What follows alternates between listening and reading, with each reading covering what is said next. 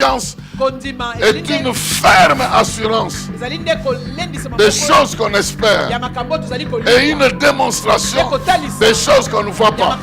C'est pourquoi la foi ne fonctionne pas avec les pensées humaines. Elle fonctionne avec les pensées de Dieu.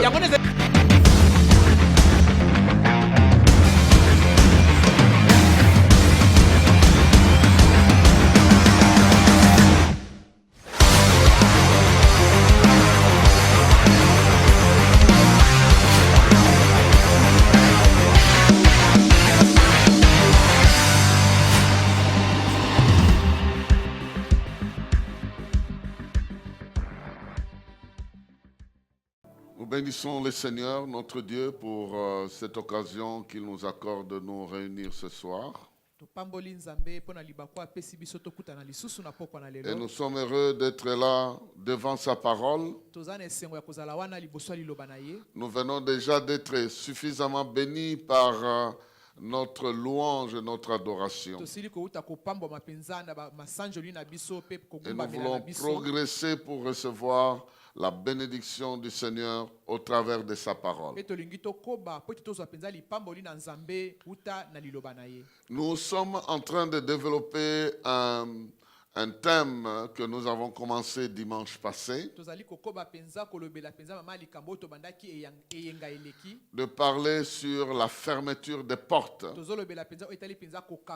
Comment nous pouvons vivre une vie dans laquelle nous fermons les portes à l'ennemi pour nous concentrer et nous consacrer à l'Éternel. Nous avons pris ce thème à partir de deux textes de la Bible que je vais lire encore aujourd'hui. Le premier est de Matthieu chapitre 6 verset 5 à 6. Et ce texte dit ceci: lorsque vous priez, ne soyez pas comme les hypocrites qui aiment à prier debout dans les synagogues et au coin des rues pour être vus des hommes. Je vous le dis en vérité, ils reçoivent leur récompense. Mais quand tu pries, entre dans ta chambre, ferme ta porte et prie ton Dieu qui est là dans le lieu secret, et ton Père qui voit dans le secret te le rendra. Nous avons pris donc ce premier texte pour montrer que Dieu veut que nous puissions entrer dans l'intimité avec lui et que nous fermions des portes à toute forme de distraction de l'extérieur. Et nous partons d'un texte qui parle de la prière, en déterminant le fait que Jésus reproche aux pharisiens en leur disant qu'ils ont l'habitude de faire des prières en public, quelque chose que seul Dieu doit voir, parce que ça part de leur cœur et ils veulent vivre ça en public, non pas pour que Dieu les écoute, mais pour que les gens les voient qu'ils sont en train de prier. Alors, bien-aimés dans le Seigneur, Dieu veut que nous puissions prendre du temps pour développer cette capacité de fermer les portes et de communier avec lui. Un autre texte que nous avons soulevé la fois passée, qui juste nous aide à l'introduction, était celui de Jean chapitre 20, le verset 19 à 23, qui dit que le soir de ce jour, Jésus était, le soir de ce jour qui était le premier de la semaine,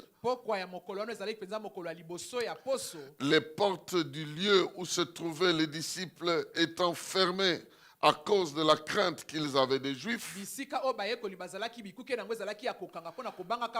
Jésus vint, se présenta au milieu d'eux. Et il leur dit, la paix soit avec vous. Et quand il lui dit cela, il leur montra ses mains et son côté. Les disciples furent dans la joie en voyant le Seigneur. Jésus leur dit de nouveau, la paix soit avec vous. Comme le Père m'a envoyé, moi aussi je vous envoie. Après cela, après ces paroles, il souffla sur eux et il leur dit, recevez le Saint-Esprit. Ceux à qui vous pardonnerez les péchés, ils leur seront pardonnés. Et ceux à qui vous les retiendrez, ils leur seront retenus. Alors, bien-aimés dans le Seigneur, nous avons ici insisté que lorsque nous sommes dans un lieu où nous avons fermé les portes,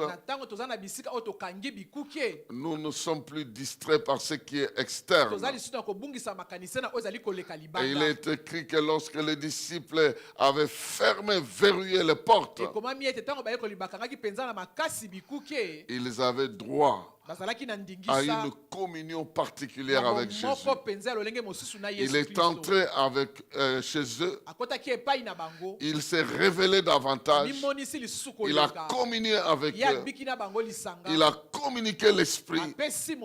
Et il est parti.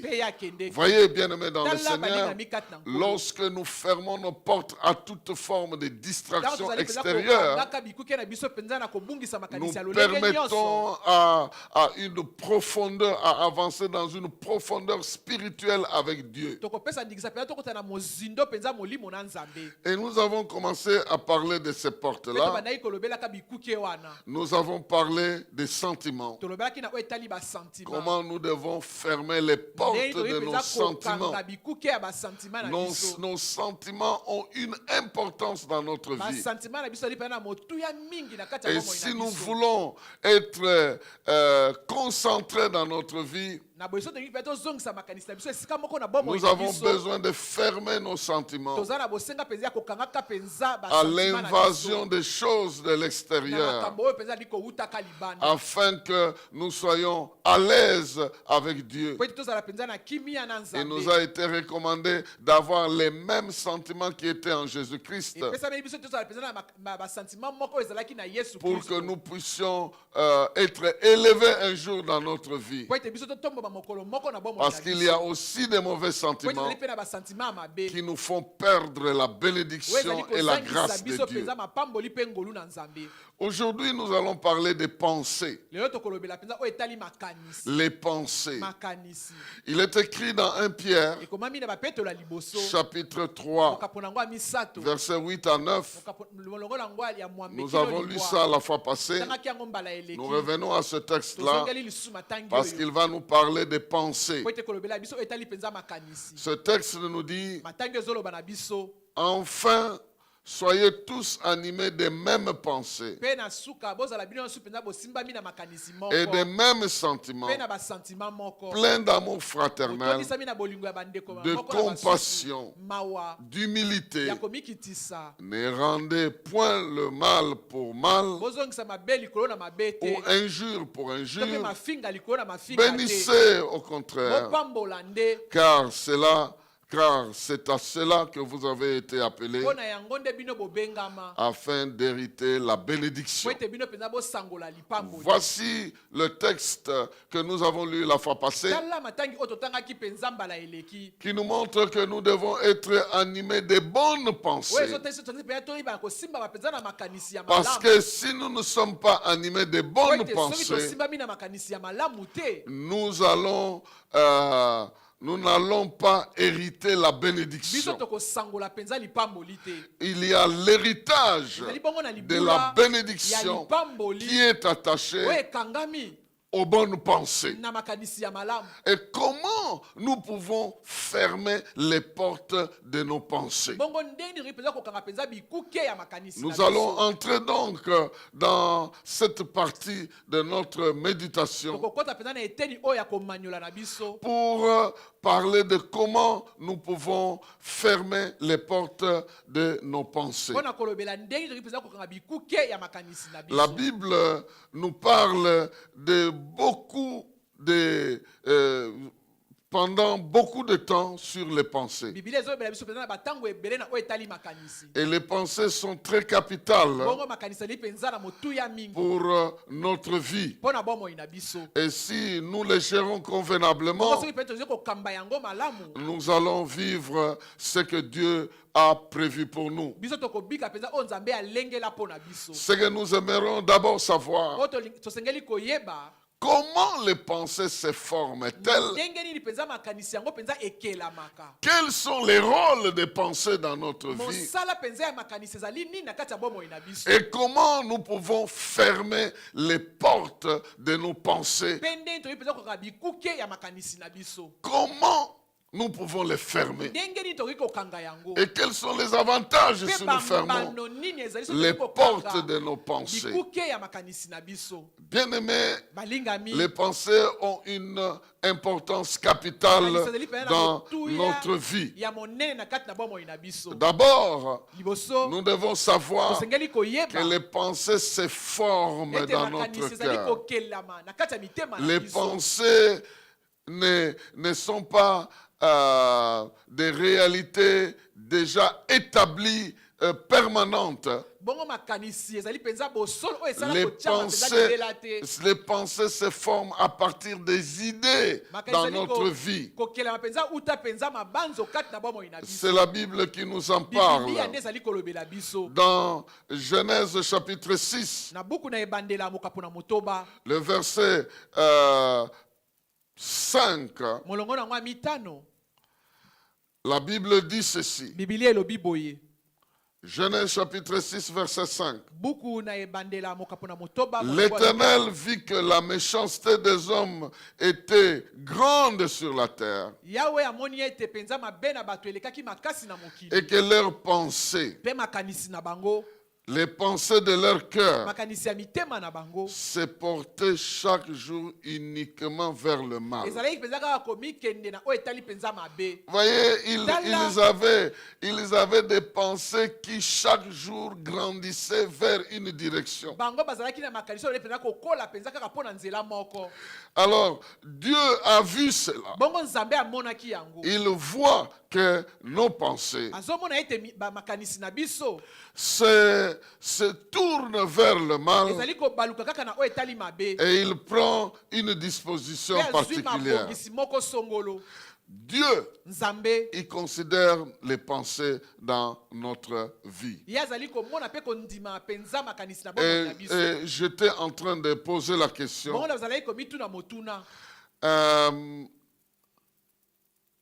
Comment les pensées naissent? Les pensées naissent lorsque nous avons des problèmes et nous sommes en train de chercher des solutions pour ces problèmes. Les pensées viennent lorsque nous sommes en face d'une réalité. En tant que des hommes, nous sommes appelés à réfléchir. Nous traversons des problèmes qui nous poussent à réfléchir. Et Dieu nous a créés avec une capacité de réfléchir. Lorsque nous lisons Josué, chapitre 1er, c'est là que nous allons comprendre l'importance de nos pensées. Dans Josué chapitre 1, la Bible parle de ce que Josué devrait faire Parce qu'il a pris une certaine responsabilité. Et si nous lisons très bien ce texte, nous trouvons comment Dieu est en train de l'orienter afin qu'il crée un système qui lui donne de bonnes pensées. Depuis Josué chapitre 1, le verset 1 nous dit ceci. Après la mort de Moïse, serviteur de l'Éternel, l'Éternel dit à Josué, fils de Nun, serviteur de Moïse, Moïse, mon serviteur, est mort. Maintenant, lève-toi, passe ce Jourdain, toi et tout ce peuple, pour entrer dans le pays que je donne aux enfants d'Israël. Tout lieu que foulera la plante de vos pieds, je vous le donne. Comme je l'ai dit à Moïse, vous aurez pour territoire depuis le désert et le Liban jusqu'au grand fleuve, le fleuve de l'Euphrate, tous les pays des Étiens, et jusqu'à la grande mer, vers le soleil couchant. Nul ne tiendra devant toi tant que tu vivras. Je serai avec toi comme j'ai été avec Moïse, et je ne te délaisserai point, je ne t'abandonnerai point. Fortifie-toi et prends courage, car c'est toi qui mettras ce peuple en possession du pays que je jurai à leur père de leur donner. Fortifie-toi seulement et aie bon courage en agissant fidèlement selon toute la loi que Moïse, mon serviteur, t'a prescrite. Ne t'en détourne ni à gauche ni à droite, afin de réussir dans tout ce que tu entreprendras. Que ce livre de la loi ne s'éloigne point de ta bouche. Médite-le jour et nuit afin d'agir fidèlement selon tout ce qui est écrit. Car c'est alors que tu auras du succès dans tes entreprises. C'est alors que tu réussiras. Ne t'ai-je pas donné cet ordre? Fortifie-toi et prends courage. Ne t'effraie point et ne t'épouvante point, car l'Éternel ton Dieu est avec toi dans tout ce que tu entreprendras. Bien-aimé, voici une situation et voici un contexte qui peut nous aider à bien comprendre l'importance, comment naissent les pensées et leur importance. Josué était serviteur de Moïse. Il était habitué à servir Moïse. Maintenant, Moïse est mort. Josué doit réfléchir autrement. Avant, tout ce qu'il avait comme travail à faire, c'est de faire ce que Moïse lui dit de faire. Maintenant, Moïse n'est plus là. C'est lui qui prend la place de Moïse. Et lorsqu'il prend la place de Moïse, il doit réfléchir différemment. Et Dieu est en train de l'aider à réfléchir. Parce que nos pensées naissent des problèmes qui se présentent devant nous. Parce que ça fait partie de notre manière de réfléchir. Lorsque Josué était serviteur, il réfléchissait comme un serviteur. Parce que ses pensées étaient limitées simplement à ce que Moïse devait lui dire. Ce que Moïse lui disait devenait l'objet de ses réflexions. Et il agissait. Retenez la marche. Un objet du dehors qui nous fait réfléchir, ça nous donne des idées, et ces idées-là, nous les travaillons. Après avoir travaillé, nous posons un acte. C'est le schéma que prennent nos pensées. Elles naissent dans des choses que nous voyons, que nous entendons, et qui sont devant nous. Parce que Dieu nous a créés avec la capacité de voir, de comprendre, de réfléchir. Nos pensées naissent dans l'interaction entre les choses que nous voyons et les réflexions que nous faisons des choses que nous voyons. C'est très important que nous puissions comprendre ça.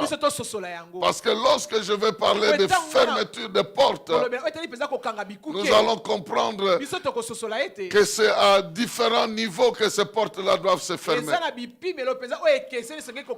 Donc, Josué devait commencer à réfléchir différemment à partir des choses que Dieu lui dit, à partir de ce qu'il voit. Dieu déjà prépare son raisonnement. Premièrement, il lui dit que Moïse n'est plus là. Donc, l'objet de tes réflexions, ce n'est plus Moïse, c'est moi. C'est moi, Dieu. Au lieu de penser à Moïse, tu dois savoir que c'est moi qui suis là. Donc, au départ, il y a une source.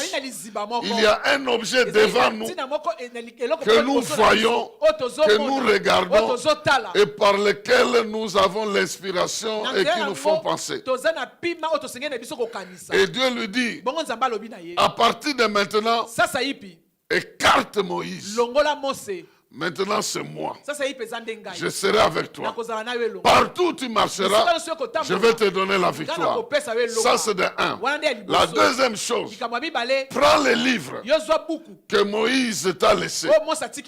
Commence à le lire. Que ça soit l'objet de ta réflexion. Lorsque tu seras devant une situation, tu dois savoir que là où tu mets ton pied, je te donne ce lieu-là. Et quand tu as un ennemi, il ne tiendra pas devant toi. Donc quand tu seras devant l'ennemi, ne pense pas que c'est lui qui va te détruire. Réfléchis que c'est moi qui vais te donner la victoire sur l'ennemi. Ta réflexion n'est pas focalisée sur l'ennemi ou sur les dangers. C'est focalisé sur moi et sur ce que je te dis. Et ce que je te dis est dans ce livre ici. Alors que ce livre ne s'éloigne pas de ta bouche. Médite-le. Réfléchis sur ce livre. Et lorsque tu auras réfléchi, garde la réflexion et commence à agir par rapport à ce que tu auras lu. Voici 3 dimensions de nos pensées. J'aimerais d'abord donner ces 3 dimensions avant de dire comment nous devons faire disons, fermer ces portes. Nos pensées se développent à 3 dimensions. La première dimension, c'est la dimension de l'observation. Nous voyons des choses et ça nous donne des idées. C'est la première étape. Je vois, je réfléchis. Quand je vois une chose, ça crée à moi des idées. Et ces idées-là vont devenir mes pensées. Je vais commencer à réfléchir sur ces idées-là. Donc quand je vois une chose, elle peut me donner une idée de quelque chose de bien, tout comme elle peut me donner une idée de quelque chose de mauvais. Alors lorsque je suis devant une chose qui m'inspire la peur, j'aurai l'idée d'un danger. qui va rester à moi. Quand je suis devant quelqu'un qui m'injurie, je vais avoir l'idée de quelqu'un qui ne m'aime pas. Voilà, ça c'est la première étape. C'est par les idées qui viennent à partir de quelque chose que nous observons. C'est très important. Ça, c'est la première étape. La chose que tu observes te donne des idées, te font créer des idées. Si tu as Dieu devant toi, tes idées viendront de Dieu. Si tu as un ennemi, tes idées viendront de ton ennemi. Ça va envahir ta tête. Et ça va, la deuxième étape, c'est que ça va demeurer dans ta tête. Ça quitte l'objet du dehors et ça demeure dans ta tête. Avant, tu voyais Dieu, tu réfléchissais sur lui. Maintenant, il te donne sa parole pour que tu mémorises. Il m'a dit, là où je mets le pied, il me donne le lieu. C'est ce qu'il m'a dit. Il m'a dit, nul ne tiendra devant moi. Je réfléchis. Avant, je l'ai rencontré. Il m'a donné la parole. J'étais en train de réfléchir. Maintenant, je vis avec cette parole-là. Même si je ne le vois pas, mais les paroles qu'il m'a données continuent à devenir la source de réflexion dans ma vie. Et puis la troisième étape, c'est la permanence de la vie permanente de cette pensée-là en moi. Donc cette chose-là, cette idée-là que j'ai pris chez Dieu, qui est devenue l'objet de réflexion, va maintenant faire partie de ma vie. Je vais vivre ça maintenant facilement. Retenez ça, parce que si vous ne connaissez pas cette démarche ici, laissez-moi vous donner des exemples, parce que je pense que c'est très important. Dieu a conduit Josué à ces trois étapes. D'abord, il l'a rencontré. Il lui a dit, Moïse n'est plus là, mais moi je suis là. Voilà. Dieu devient maintenant l'objet de ses réflexions. Deuxièmement, Dieu lui donne des promesses. Maintenant, il doit commencer à réfléchir sur ces promesses-là. Même s'il ne voit pas Dieu. Mais quand il réfléchit sur ces promesses, il aura le même résultat que Dieu lui avait donné. Et après un moment donné, non seulement qu'il réfléchit, mais ces promesses-là deviennent une partie de sa vie. Maintenant, vous remplacez Dieu par un mal. Je prends un exemple. Un jeune homme, il est habitué à voir peut-être des films pornographiques. Il est dans une première étape, il est à l'étape de l'observation. Il va fréquenter ces images. Il va voir ces films. Il va le voir pendant un temps. Il va voir ça. Mais après un moment donné, ce qu'il a vu va être transporté dans sa tête. Va avoir des effets. Avant, son corps réagissait quand il voit les images. Mais après un moment donné, il n'y aura pas ces images-là. Mais dès qu'il réfléchit seulement, il y aura la même réaction dans son corps que lorsqu'il voyait les images. Et puis après un temps, même si il ne réfléchit pas, il va se retrouver dans un lieu où il va continuer à avoir des réactions. S'il avait l'habitude de s'autosatisfaire, de se masturber, cet acte de masturbation provient d'une observation qu'il avait. C'est entré dans son système. Maintenant, ça devient permanent dans sa vie. Maintenant, quand il prie, Seigneur, enlève-moi cette histoire, enlève ça. Il ne sait pas que le début, c'est plutôt l'observation. Il est passé par une observation et ça a emmagasiné les pensées en lui et c'est devenu une réalité. Tout ça, c'est l'introduction que j'étais en train de vous donner. Maintenant, nous voulons parler. Nous savons comment les pensées viennent. Nous observons une source. Nous commençons à réfléchir. Et puis ça devient notre vie pratique. Nous allons lire quelques textes qui nous montrent que nos pensées peuvent être bonnes comme elles peuvent être mauvaises, selon la source d'inspiration à laquelle nous sommes attachés. Mais bien avant cela, c'est Dieu lui-même qui nous parle dans Ésaïe 55. Ésaïe 55 nous donne une démarche en ce qui concerne nos pensées.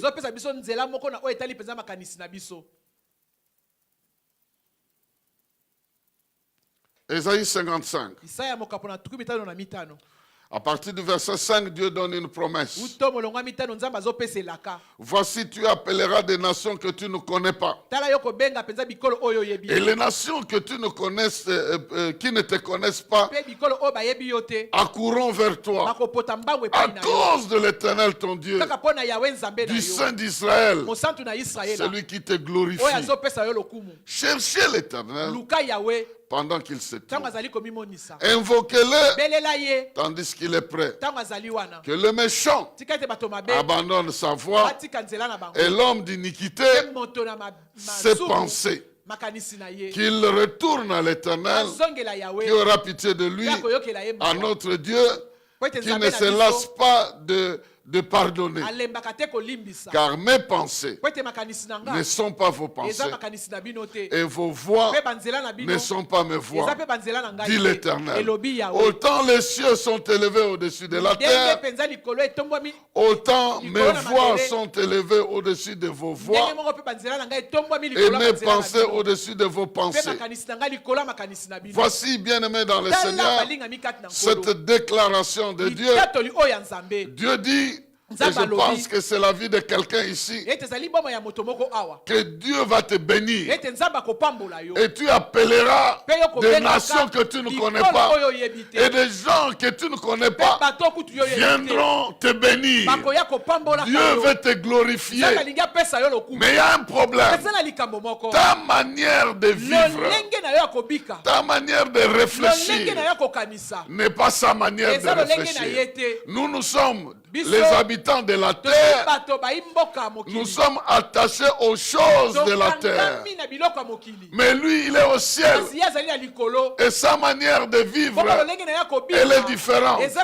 Maintenant, Dieu nous révèle que les pensées sont liées à la manière de vivre. Il dit, mes pensées ne sont pas vos pensées, mes voix. C'est-à-dire, mes méthodes ne sont pas vos méthodes. Et il dit ici que l'homme d'iniquité, il doit enlever ses pensées d'iniquité et qu'il se retourne vers Dieu qui aura pitié de lui. Donc, bien aimé dans le Seigneur, nous pouvons avoir de mauvaises pensées selon l'état de notre cœur. Cela veut dire que lorsque nous regardons, nous observons quelque chose, notre cœur a sa manière de réfléchir. Si c'est une mauvaise manière de réfléchir, nous aurons de mauvaises pensées. Si ce sont de bonnes manières de réfléchir, alors nous aurons de bonnes pensées. Rappelle-toi, dans Marc chapitre 7, Jésus est en train de dire, ce n'est pas ce qui entre dans la bouche qui suit l'homme, mais c'est ce qui sort du cœur. C'est du cœur qu'il y a de mauvaises pensées. Donc, c'est notre manière d'apprécier, de réfléchir sur des choses que nous voyons.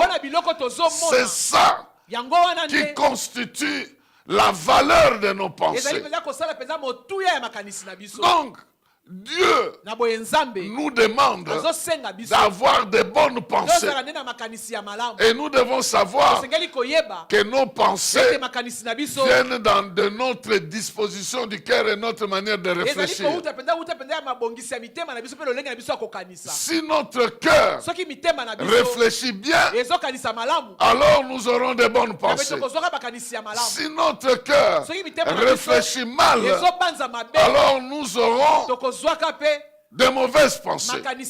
La première porte que nous devons fermer en ce qui concerne les pensées, c'est la porte de l'amour de Dieu. La porte de l'amour de Dieu.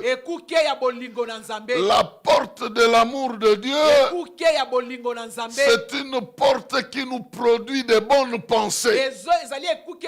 Quand nous aimons Dieu, nous aurons de bonnes pensées.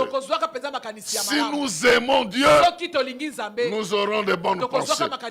Il est écrit dans Matthieu chapitre 22.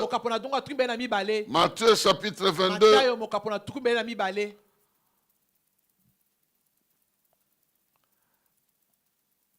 Le commandement que Dieu nous donne. Quel est ce nouveau commandement?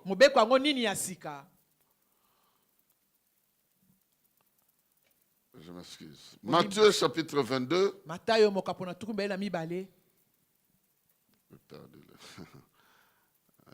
Matthieu chapitre 22.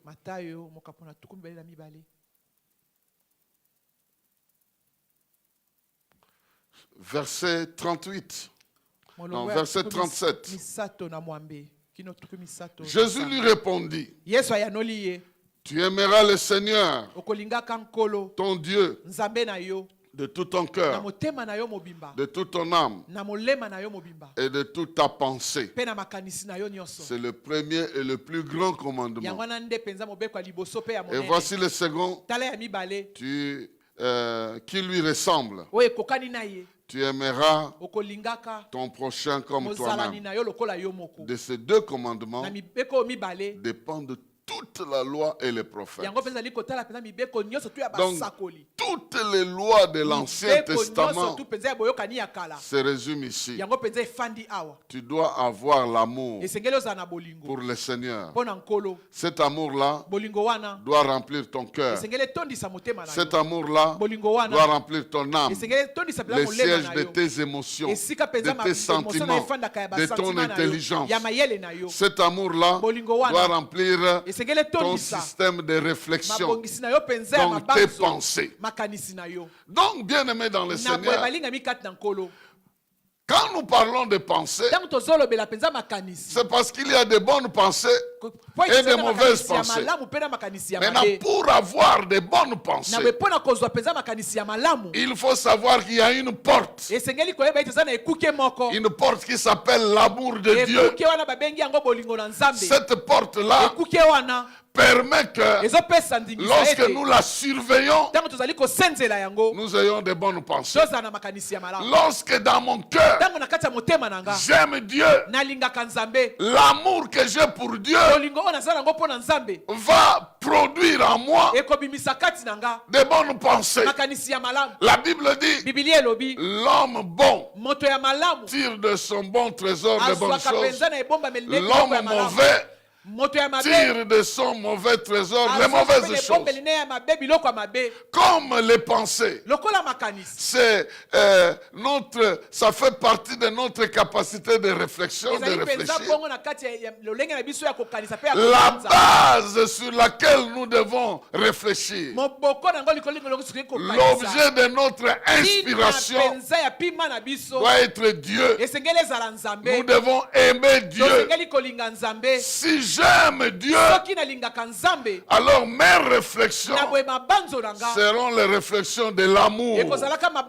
J'aurai de bonnes pensées par rapport à Dieu et par rapport à moi-même.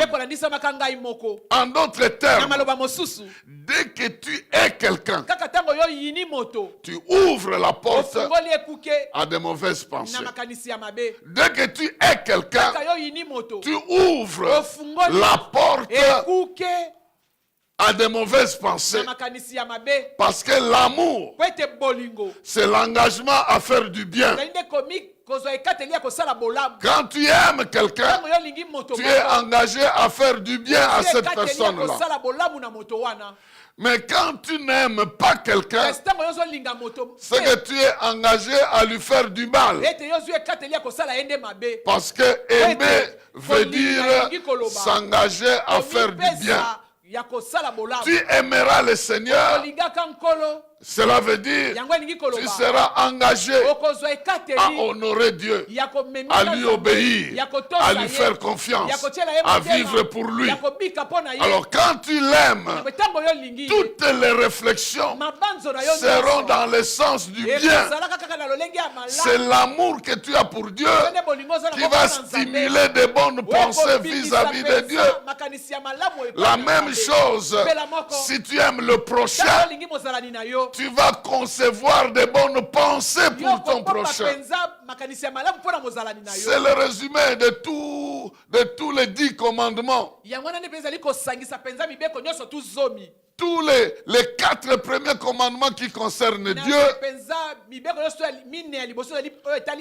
sont récupérés par le premier commandement. Parce qu'il est écrit, tu n'auras pas d'autre Dieu devant ma face. Tu ne te feras pas d'image taillée. Tu ne prendras pas le nom de l'Éternel ton Dieu en vain. Donc vous voyez, tous ces commandements-là sont résumés par un engagement d'honorer Dieu, de le respecter. Et puis tout le reste là, avec honore ton père et ta mère, tu ne vas pas faire l'adultère, tu ne vas pas tuer, tu ne vas pas... Tout ça est résumé par un amour que nous avons pour l'homme.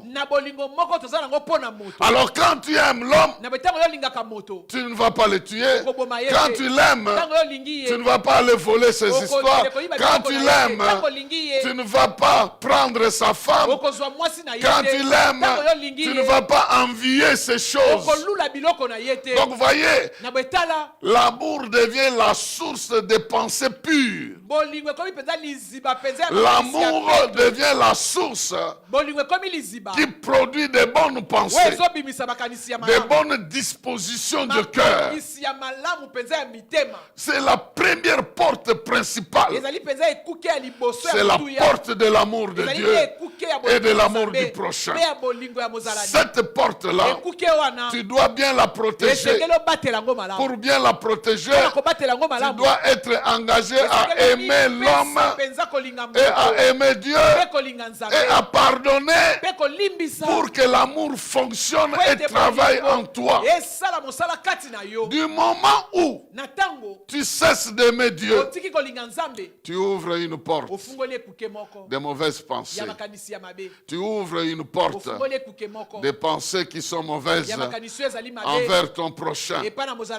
La plupart des mauvaises choses qui nous arrivent, des mauvaises pensées que nous avons, ça se trouve au niveau du fait que nous n'aimons pas Dieu et nous n'aimons pas notre prochain. Écoute, c'est quelques textes qui nous montrent dans Proverbes. Proverbes chapitre 12. Proverbes chapitre 12. Verset 15. Qu'est-ce que je dis? Proverbes chapitre 12, verset 5. Les pensées des justes ne sont qu'équité. Les desseins des méchants ne sont que fraude. Les paroles des méchants sont des pièges pour verser le sang. Mais la bouche des hommes droits est une délivrance.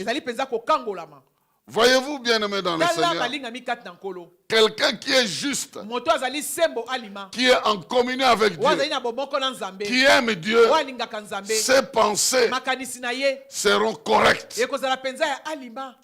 Mais quelqu'un qui n'aime pas Dieu, ses pensées vont amener la fraude jusqu'à aller pour verser le sang de quelqu'un.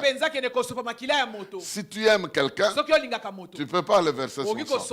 Donc si tu arrives à verser le sang, c'est que tu as ouvert la porte de l'amour pour que la haine puisse entrer. C'est comme ça que tu peux poser un mauvais acte. Rappelez-vous de Caïn. Quand son offrande n'était pas acceptée, il a eu une mauvaise pensée de tuer son frère. Dieu est allé le voir. Il dit, Caïn, tes pensées sont mauvaises. Mais si tu réfléchis bien, tu vas faire du bien. Parce que le péché a fait tapis devant ta porte. Il suffit d'un pas, tu vas tomber dedans. Caïn est en train de respirer la jalousie et la haine contre son frère. C'est lorsque nous ouvrons la porte de l'amour et nous laissons les autres sentiments entrer, de la haine, de la jalousie, que nous allons avoir de mauvaises pensées. Et ces pensées-là vont nous amener aux mauvais actes. Rappelez-vous, j'ai dit ceci. Nous avons 3 dimensions de ces pensées-là. Les premières choses que nous observons nous donnent des pensées. Mais des fois, ces choses-là continuent à rester en nous. Et si ça reste en nous, nos pensées seront toujours mauvaises. Et si ces choses demeurent, font partie de notre vie, ces mauvaises pensées deviendront notre caractère. C'est pourquoi il y a des gens, il a une première occasion, il ouvre la porte au meurtre, il tue. Ah, si on me voit avec cette grossesse ici, ils ne vont pas accepter. Ils tuent. Mais maintenant, comme il a tué, et les gens le respectent. Ah, c'est une bonne fille. Elle est vraiment correcte et tout ça. Qu'est-ce qui va se passer? L'idée de tuer va rester maintenant en elle. Va rester en elle. Pour me protéger, je dois enlever cette grossesse-là pour que les gens me voient que je suis correct. Cette idée va rester en elle. Maintenant, supposons qu'elle se marie avec une telle idée qui est restée. Le jour où elle cherchera l'enfant, le diable va travailler sur cette idée-là pour détruire cet enfant-là. Parce qu'elle a déjà importé, elle a déjà ouvert la porte de meurtre dans sa vie. Et l'ennemi est déjà entré derrière cette idée-là, qui est devenue une partie de sa vie. C'est comme ça que ça va alimenter sa vie. Elle va développer la haine des autres. Le mari qui lui a donné cette grossesse-là, il va le haïr. La Bible dit, la haine, ça fait partie des meurtres. Quelqu'un qui est autrui est un meurtrier. Vous voyez, l'acte qu'elle a posé une fois, maintenant reste comme ses pensées. Ça devient le terrain sur lequel le diable vient agir. Même si tu pries comment, il y a quelque chose qui ne va pas marcher. Je vais vous le prouver plus tard. Mais ici, je suis en train de dire que si nous ouvrons la porte de l'amour et que nous laissons n'importe quel sentiment opposé à l'amour entrer en nous, nous allons devenir de mauvaises personnes avec de mauvaises pensées. Donc l'acte que je pose maintenant, parce que Je détruis la grossesse. Je n'aime pas cet enfant-là. Parce que s'il vient, il va changer ma vie. Non, je dois l'enlever. Ma forme va changer. Il y a des gens comme ça. Parce qu'elle a une taille comme ça, l'enfant viendra modifier sa taille. Peut-être que son corps va dire, il faut enlever ça. Alors on enlève la chose. Mais elle ne sait pas qu'après avoir enlevé, les pensées vont continuer à se développer. Ah, tu as fait une bonne chose. Prochainement, il faut toujours éviter ces choses-là. Et tu vas voir que la personne va commencer à parler de ça comme quelque chose de positif. Et quand tu parles de ça comme chose de positif, ça devient partie de son caractère. Et quand ça devient partie de son caractère, directement le diable commence à agir. Ça se passe comme ça, bien-aimé dans le Seigneur. Si tu peux ouvrir la porte de l'amour et laisser la calomnie entrer. Donc toi, tu commences à parler du mal des gens. Le mal des gens que tu parles avec les autres. Tu vas parler avec toi-même dans ta propre tête. Si tu as calomnier quelqu'un avec Jean-Pierre. Mais même lorsque Jean-Pierre n'est plus là, tu vas te parler à toi-même. Tu vas parler du mal de cette personne à toi-même. Donc ça fait partie de ta vie. Même si les autres ne sont pas là, lorsqu'on va citer le nom de la personne, directement dans ta tête, tu commences à réfléchir le mal de cette personne. Et qu'est-ce qui va se passer? Tout le reste de ta vie, tu continueras toujours à parler du mal de la personne. En ce moment-là, dès que tu as ouvert la porte, l'ennemi qui est entré va continuer à gérer ta vie jusqu'à la fin. Simplement parce que tu as ouvert la porte de l'amour. Je dis bien la porte de l'amour de Dieu. Pour les pensées, il y a deux portes. Il y a le porte de l'amour. Plutôt, il y en a trois, je m'excuse. Il y a le porte de l'amour de Dieu. C'est la première porte. Et aujourd'hui, je ne suis pas sûr que nous allons finir toutes les autres portes là. Mais je peux revenir plus tard, toujours avec les pensées passées. C'est un morceau très capital. Et la deuxième porte que nous allons voir peut-être plus tard, c'est la porte de la foi. C'est-à-dire la confiance en Dieu. Et la troisième porte, c'est la porte des désirs et des plaisirs.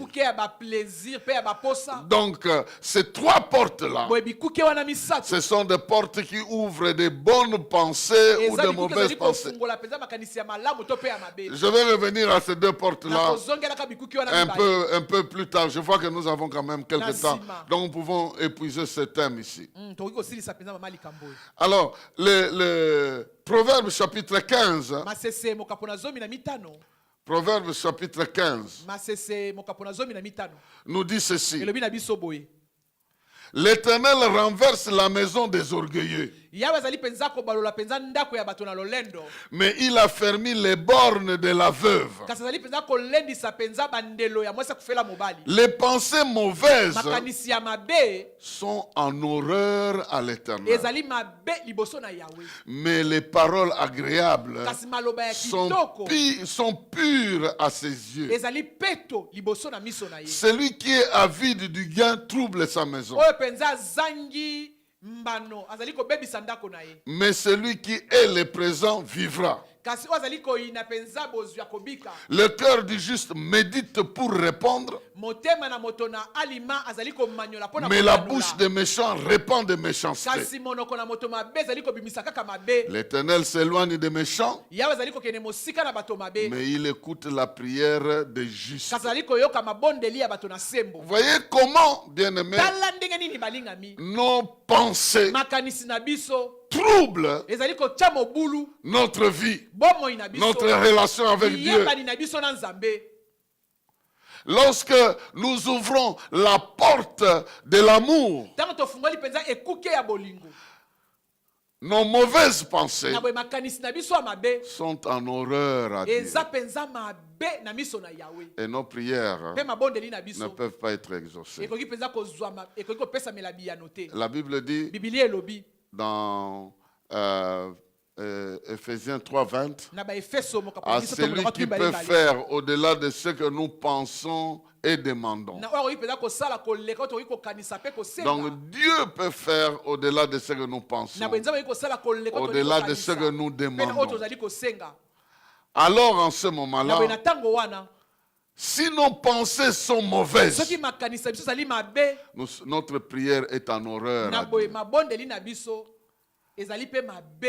Dieu en a en horreur. Imagine-toi, tu veux prier, il ferme les oreilles.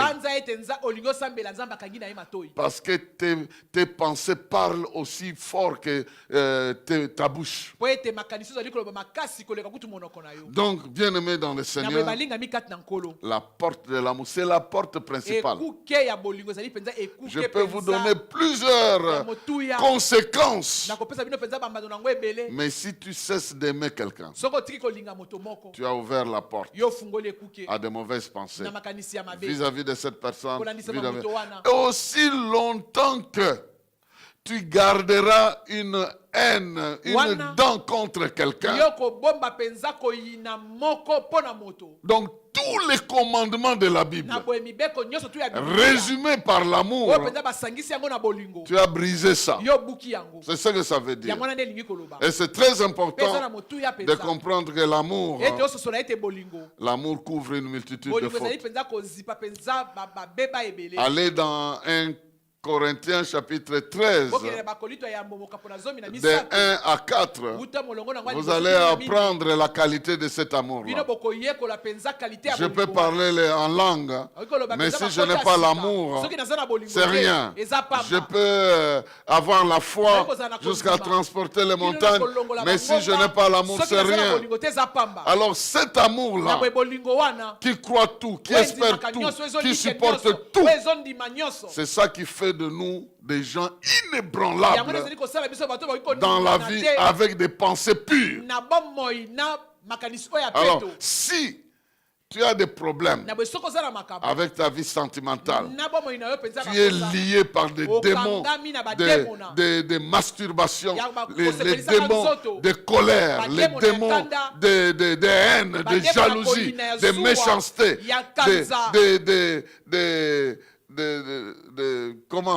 d'avortement et de crimes et de meurtres. Si ces esprits vous envahissent, il y a une première porte principale que vous avez ouverte. C'est la porte de l'amour. Il faut protéger ça. C'est la porte par laquelle les mauvaises pensées deviennent des instruments que le diable utilise pour nous attraper. La Bible dit dans Proverbe 23, verset 7, vous le savez, telles sont ses pensées, tel il est. Nous sommes exactement ce que nos pensons sont. Et si nos pensées sont mauvaises, nous sommes mauvais. Si nos pensées sont bonnes, nous sommes bons. Or, les pensées viennent des idées que nous développons par rapport aux problèmes que nous traversons. Dieu veut que l'amour, son amour nous inspire, que ce soit la raison pour laquelle nous posons des actes que nous posons. Et en ce moment-là, nous allons respirer les bons mobiles, les bons motifs. Deuxième porte, c'est la porte de la foi. La porte de la foi.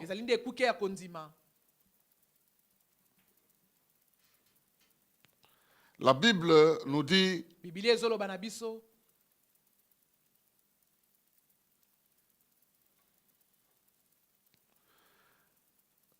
dans Jérémie chapitre 6,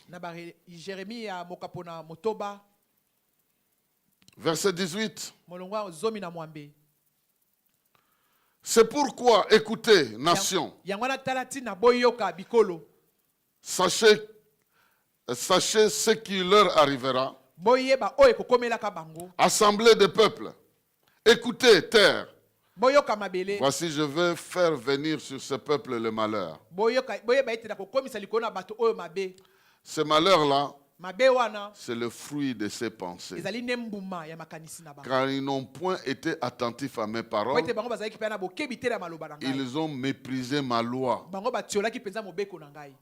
Qu'ai-je besoin de l'encens qui vient de Séba? Du roseau aromatique du pays lointain.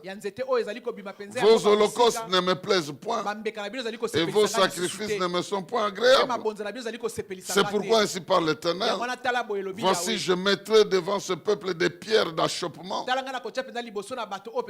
contre lesquelles se heurteront ensemble père et fils, voisins et amis, ils périront. Voici comment Dieu réagit lorsqu'on ne fait pas confiance à sa loi, lorsqu'on n'a pas foi en sa parole. Il dit, je leur ai donné mes paroles, mais ils réfléchissent mal. Parce qu'ils réfléchissent mal, eh bien, je vais produire dans leur vie le fruit de leurs mauvaises pensées. C'est la parole de Dieu qui nous purifie. Jésus a prié, sanctifie-les par la vérité. Ta parole est la vérité. Lorsque nous croyons à la parole, nous vivons dans la vérité. Et notre manière de réfléchir est une manière de la vérité. Parce que nous basons notre réflexion sur la parole de Dieu. Hébreux chapitre 11, verset 6, nous dit, car sans la foi, il est impossible de plaire à Dieu. Parce que c'est lui qui s'approche de Dieu doit réfléchir, doit comprendre que Dieu existe. Dans ses pensées, il doit savoir que Dieu existe.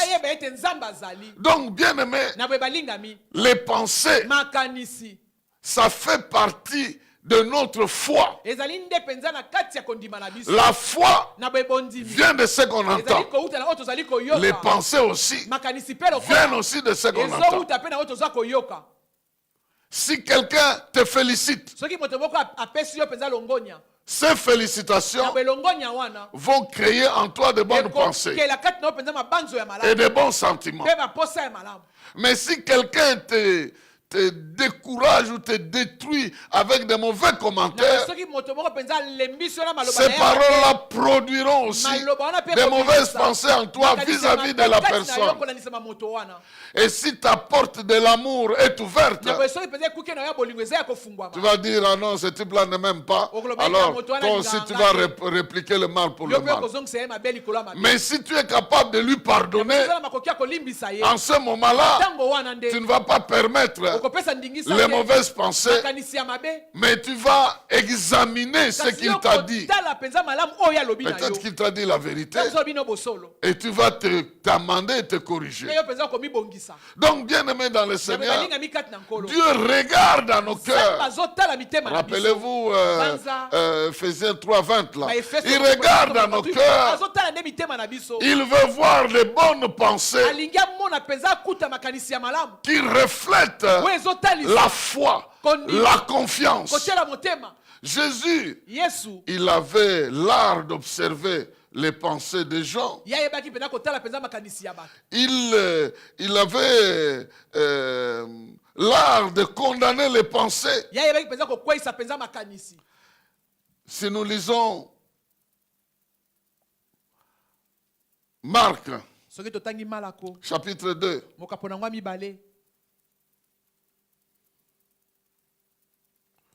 Jésus est en train de pardonner les péchés de quelqu'un. Et les gens qui sont là, ils sont en train de le bouder.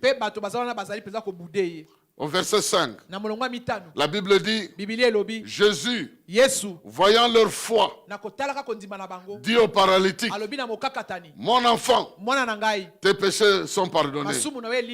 Il y avait là quelques scribes qui étaient assis et qui se disaient au-dedans d'eux, comment cet homme parle-t-il ainsi? Il blasphème. Qui peut pardonner les péchés si ce n'est Dieu seul? Jésus, ayant aussitôt connu par son esprit ce qu'il pensait au-dedans d'eux, il leur dit, pourquoi vous avez de telles pensées dans vos cœurs? Lequel est le plus aisé? De dire au paralytique, tes péchés te sont pardonnés, ou de dire, lève-toi, prends ton lit et marche. Or, afin que vous sachiez que le Fils de l'homme a sur la terre le pouvoir de pardonner les péchés, je te l'ordonne, dit-il au paralytique, lève-toi, prends ton lit et va dans ta maison. Ici, nous sommes devant une collaboration de la foi avec la réflexion. Les gens sont venus avec un paralytique, mais la porte était fermée. Ils ont réfléchi. Ils sont allés sur le toit. Ils ont ouvert le toit. C'est-à-dire, les pensées fonctionnaient avec la foi. La foi croit que Jésus peut guérir. Et les pensées vont jusqu'à dire, si vous restez comme ça, vous n'aurez pas la guérison. Cherchez par tous les moyens, même s'il faut ouvrir le toit de la maison, ouvrez le toit. Les pensées positives qui proviennent de la confiance sont très importantes parce que la foi n'est pas aveugle. La foi est une confiance, est une ferme assurance des choses qu'on espère et une démonstration des choses qu'on ne voit pas. C'est pourquoi la foi ne fonctionne pas avec les pensées humaines. Elle fonctionne avec les pensées de Dieu. Comme la foi vient de la parole de Dieu, il faut les pensées de Dieu pour fonctionner avec la foi. Nous avons vu dans la Bible, Dieu est en train de dire, mes pensées ne sont pas vos pensées, mes voix ne sont pas vos voix. Et aussi vrai que les cieux sont éloignés de la terre, c'est ça la distance entre mes pensées et vos pensées. Mais comme la foi vient de la parole de Dieu, nous devons aussi penser comme Dieu pour agir avec la foi. Mais si nous ouvrons la porte de la foi pour croire à n'importe quelle parole, pour accepter n'importe quelle idée, alors ça viendra étouffer notre foi. N'importe quelle idée peut étouffer notre foi. Au lieu d'obéir à Dieu, nous allons désobéir. N'est-ce pas que c'est comme ça que le diable a pris Ève en lui montrant le fruit. Et Ève va commencer à réfléchir que ce fruit-ci, il est bon pour ouvrir l'intelligence, c'est beau et tout ça. Avec ces pensées-là, elle est tombée. Mais les pensées doivent venir disons, à soutenir la foi. Et si nous ouvrons la porte de la foi pour accepter n'importe quelle parole, ces paroles produiront en nous de mauvaises pensées. Les pensées de doute, les pensées de doute viendront lorsque nous ouvrons la porte de la foi. Les pensées mauvaises viendront lorsque nous ouvrons la porte de l'amour. Les pensées mauvaises viendront lorsque nous ouvrons la porte de la foi pour écouter n'importe quoi. Et permettez que je vous donne la dernière porte. Et nous allons finir ici. La dernière porte, la porte de plaisir. nous vivons avec les besoins qui doivent être satisfaits. Et la manière dont nous devons satisfaire à ces besoins doit être conforme avec la gloire de Dieu. Donc la porte des désirs, lorsque nous l'ouvrons, nous risquons d'aller loin de la gloire de Dieu. Dans le psaume 37, ici nous trouvons la porte des sentiments, la porte de l'amour, donc des pensées mélangées. Il est écrit, Psaume 37, verset 1. Ne t'irrite pas contre les méchants. N'envie pas ceux qui font le mal. Car ils sont fauchés aussi vite que l'herbe. Et ils se flétrissent comme le gazon vert. Confie-toi en l'Éternel et pratique le bien. Et le pays pour demeure et la fidélité pour pâture. Fais de l'Éternel tes délices et il te donnera ce que ton cœur désire. Recommande ton sort à l'Éternel, mets en lui ta confiance et il agira. Nous avons des besoins qui doivent être satisfaits, des problèmes que nous devons résoudre. Notre plaisir est lié à la satisfaction de nos besoins. Si nos besoins ne sont pas satisfaits, nous n'allons pas vivre la vie avec ce plaisir de vivre la vie. Parce que le plaisir est lié à la satisfaction d'un besoin. Maintenant, si nous ouvrons la porte de plaisir sans la crainte de l'Éternel, alors les plaisirs vont nous amener plus loin. Nous allons perdre la gloire de Dieu. Ici, il est écrit, fais de l'Éternel tes délices. Donc, l'Éternel doit être l'objet, la source de la satisfaction de tes désirs. C'est lui. Donc cela veut dire d'abord qu'il y a des désirs que tu ne vas même pas lui présenter. Mais il y a des désirs que tu dois lui présenter. Tu as besoin de te marier. Alors présente ce désir-là. Parce qu'il y a un désir sexuel qui est lié à une satisfaction. Et selon Dieu, tu dois aller sur le chemin du mariage pour vivre ce plaisir-là en permanence. Mais si tu déplaces ta volonté et tu la places dans la chair pour satisfaire ça à ta manière, tu es en train de quitter le plan de la gloire de Dieu pour entrer dans la déviation. C'est pourquoi la porte de plaisir doit être fermée pour que nous ne puissions pas suivre n'importe quelle idée pour satisfaire ce plaisir-là. Dans Romains, le dernier texte que nous lisons, chapitre 1er,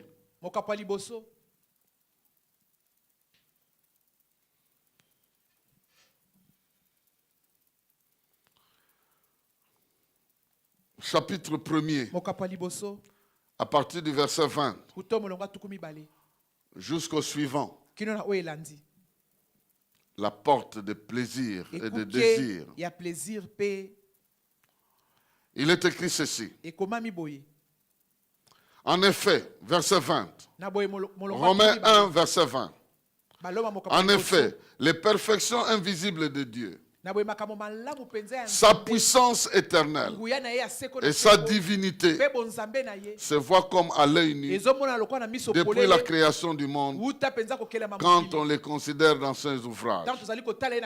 Les hommes sont donc inexcusables puisque ayant connu Dieu, ils ne l'ont point glorifié comme Dieu et ne lui ont point rendu grâce.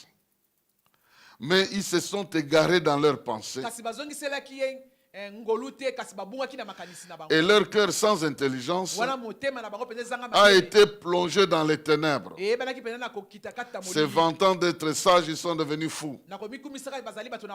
Ils ont changé la gloire de Dieu incorruptible en image représentant l'homme corruptible. Des oiseaux, de quadrupèdes et de reptiles. C'est pourquoi Dieu les a livrés à l'impureté selon les convoitises de leur cœur, en sorte qu'ils déshonorent eux-mêmes leur propre corps. Eux qui ont changé la vérité de Dieu en mensonge et qui ont adoré et servi la créature au lieu du Créateur. Le Créateur qui est béni éternellement. Amen. C'est pourquoi Dieu les a livrés à des passions infâmes. Leurs femmes ont changé l'usage naturel en celui qui est contre nature. Et de même les hommes, abandonnant l'usage naturel de la femme, se sont enflammés dans leurs désirs les uns pour les autres, commettant homme avec homme des choses infâmes, et recevant en eux-mêmes les salaires qui méritaient leur égarement. Comme ils ne se sont pas souciés de connaître Dieu, Dieu leur a livrés à leur sens réprouvé pour commettre des choses indignes, étant remplis de toute espèce d'injustice, de méchanceté, de cupidité, de malice, plein d'envie, de meurtre, de querelles, de ruses, de malignité, rapporteurs, médisants, impus, arrogants, hautains, fanfarons, ingénieux au mal, rebelles à leurs parents, dépourvus d'intelligence, de loyauté, d'affection naturelle, de miséricorde. Et bien qu'ils connaissent le jugement de Dieu, déclarant dignes de mort ceux qui commettent de telles choses, non seulement ils le font, mais ils approuvent ceux qui le font. Bien aimé, voyez la porte de plaisir. Lorsque vous l'ouvrez, sans tenir compte de ce que Dieu veut, tu vis tes plaisirs comme bon te semble, sans savoir si Dieu est pour ou pas. En ce moment-là, la chose qui te donne le plaisir devient un Dieu pour toi. C'est pourquoi certaines personnes, l'argent est un Dieu, le sexe est un Dieu, la femme est une déesse, l'homme est un Dieu, parce qu'il tire tout le plaisir de ces objets-là. Et la Bible dit, comme les gens poursuivent le plaisir, ce n'est plus maintenant comme il peut obtenir ça en dehors de l'homme, par exemple le plaisir sexuel. Alors il va se fabriquer des instruments, parce que s'il veut se satisfaire, ils ont des instruments qu'ils ont fabriqués, ils utilisent ces instruments-là. Et comme les pensées se développent à 3 étapes, soit ils sont en contact avec les objets de plaisir, c'est-à-dire des films ou des objets, soit ils transportent ça dans leur tête, à tel point que Jésus dit, si tu regardes une femme, elle commence à résonner dans ta tête, comme si tu es avec elle, tu as déjà commis l'affaire. Et il y en a d'autres qui ne s'arrêtent pas là-bas, qui aiment porter ça dans le corps. Ils ont des piercings même dans les appareils intimes. Voilà, donc je suis désolé. Mais c'est pour montrer que vous atteignez un niveau où vous voulez le plaisir en permanence, même sans savoir si vous êtes dans la bonne voie ou la mauvaise voie. N'ouvrez pas cette porte-là. Elle est très dangereuse. Pour fermer cette porte de plaisir, il faut le chercher avec l'aide de Dieu et selon Dieu. Parce que le corps que vous voulez satisfaire, c'est Dieu qui l'a fait. Et ce plaisir-là, c'est Dieu qui l'a créé. La vie que tu veux mener, c'est Dieu qui te l'a donné. Et il sait comment tu dois la mener. Voilà pourquoi il faut mener la vie selon le Créateur. Et il faut traiter le corps selon celui qui a créé ce corps-là. Voilà, les pensées sont très vastes. Nous allons nous arrêter ici. Et nous avons dit, il y a 3 portes. La porte de l'amour de Dieu va t'aider à avoir de très bonnes pensées. Aussi longtemps que tu vas te discipliner à aimer Dieu et aimer ton prochain. C'est le rôle du Saint-Esprit. L'amour de Dieu est répandu dans nos cœurs par le Saint-Esprit. Le Saint-Esprit t'aidera à honorer Dieu, à aider, à aimer ton prochain et à détruire les actions de la chair. C'est comme ça, quand tu protèges la porte de l'amour, les mauvaises pensées ne viendront pas. Quand tu protèges la porte de la foi, les mauvaises pensées de doute ne viendront pas. Quand tu protèges la porte de plaisir, pour que ce plaisir puisse aussi faire plaisir à Dieu, ta manière de te réjouir dans ta vie puisse plaire à Dieu, en ce moment-là, tu vas éviter des bêtises. Que l'Éternel te bénisse et qu'il t'accorde la grâce de marcher dans des pensées pures qui proviennent de sa parole. Au nom de Jésus. Amen.